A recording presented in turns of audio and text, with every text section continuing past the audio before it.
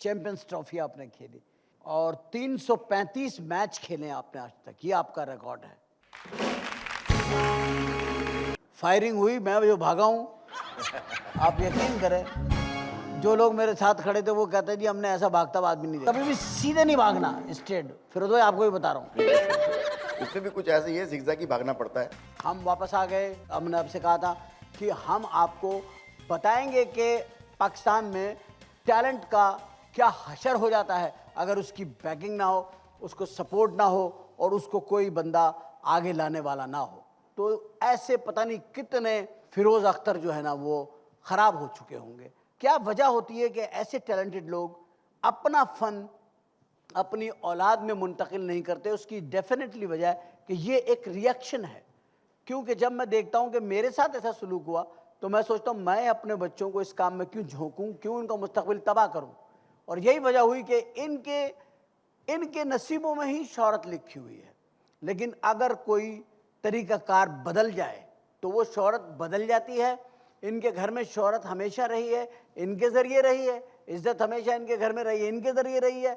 अल्लाह ने इनको नवाजा है, इनके नाम दिए, मगर जो दूसरा बड़ा नाम इनके घर में पैदा हुआ वो इनसे भी इस अंदाज में आगे गया कि वो वर्ल्ड लेवल के ऊपर आया, ओलंपिक चैम्पियन बना और पाकिस्तान के अंदर हॉकी में समीउल्लाह और इस्लाह भाई और हनीफ खान उस दौर के अंदर उस पीरियड में वो लड़का आया और छा गया।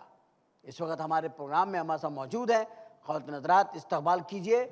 फिरोज़ अख्तर भाई के साहबजादे हैं और पाकिस्तान की टीम का बहुत बड़ा नाम है हॉकी का, वसीम फिरोज।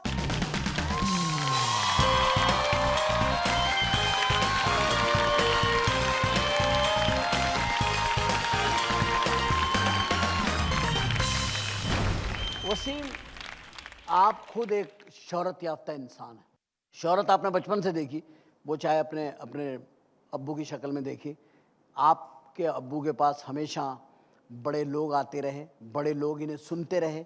पाकिस्तान के बड़े बड़े वुज़रा बड़ी बड़ी कैबिनेट में, बड़े बड़े ममालिक में जाके गाते रहे, लोग सुनते रहे। वो शोहरत तो आपके लिए वो नई नहीं थी, लेकिन वो शोहरत जो आपने खुद अपना हासिल करी, क्या चीज़ ऐसी थी कि आप हॉकी की तरफ चले गए जबकि आप घर में हमेशा आपने गाना सुना? उमर भाई बिल्कुल ठीक कह रहे हैं आप कि बचपन से ही मैंने घर के अंदर जो है वो वालिद साहब के इनके नगमे और इनके गीत और इनकी गज़लें सुनी। कुछ ऐसा हुआ नहीं, अल्लाह ताला की मेरा ख़्याल है कुछ मर्ज़ी थी कि मुझे चेंज करना था और टर्न बैक दे के मुझे हॉकी की तरफ लेके आना था। घर के पास ही ग्राउंड था हॉकी का, तो वहाँ पे ये बड़े बड़े नाम हसन सरदार, इसमें तनवीर डार और कलीमुल्लाह समीउल्लाह आते थे, उनको देख के शौक़ पैदा हुआ। क्रिकेट भी खेलता था मैं। आपने 8 मरतबा चैंपियंस ट्रॉफी खेली जी। 8 मरतबा चैंपियंस ट्रॉफी आपने खेली और 335 मैच खेले आपने आज तक, ये आपका रिकॉर्ड है। ये बताइए कि ऑस्ट्रेलिया में आपने कौन सा मैच खेला जो बड़ा यादगार रहा? फर्स्ट टाइम जब मैं पाकिस्तान टीम में आया 1983 के अंदर, उस वक्त 16 इयर्स का था मैं। स्पीड क्या थी भागने की? स्पीड क्या थी भागने की 16 साल की उम्र स्पीड में? अच्छी, 16 साल की उम्र में आदमी बहुत भागता है। मतलब स्टैमिना भी था, स्पीड, मगर वो एक्सपीरियंस नहीं था। सिर्फ भागना था, एक्सपीरियंस नहीं था इतना ज़्यादा।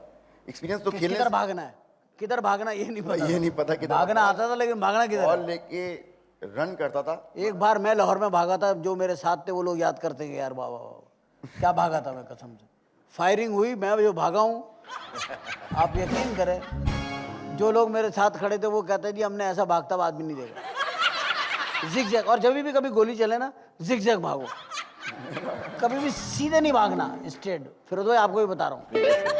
इसमें भी कुछ ऐसे ही है, जिगजैग ही भागना पड़ता है, कभी कभी स्टेडी भागना पड़ता है। मगर ये होता है कि जब मुखालिफ टीम होती है तो उस पर अटैक करने के लिए आपको जिगजैग भागना पड़ता है। आपको मैंने देखा कि आपने गेंद आगे फेंकी और उसके बाद आप उसको जाकर के पकड़ते थे गेंद को।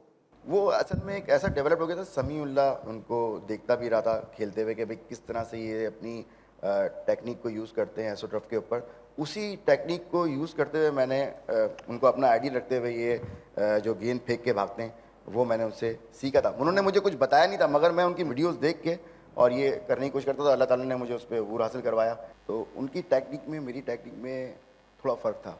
मेरे पास ड्रिबलिंग विद द बॉल थी, उनके पास रनिंग विद द बॉल थी, मतलब वो फेंक के भागते थे। फिर वो भी मैंने उसको भी जो अडॉप्ट किया फ़ौरन कि यार ये भी लेके आऊँ मैं उसमें और गुड़ डालूँ इसके अंदर। तो उससे जो हमारे डच प्लेयर थे, जर्मन और जो हॉलैंड के जो प्लेयर थे, वो काफ़ी डरते थे कि भाई ये अब अटैक करेंगे तो इनका अटैक बड़ा यार क्या खतरनाक होगा। टाइम था वो। गोल्डन टाइम था और हॉकी की लगन भी बहुत ज़्यादा थी उमर भाई। और दूसरी बात ये कि क्योंकि हम सीखते हुए आए थे अपने सीनियर से।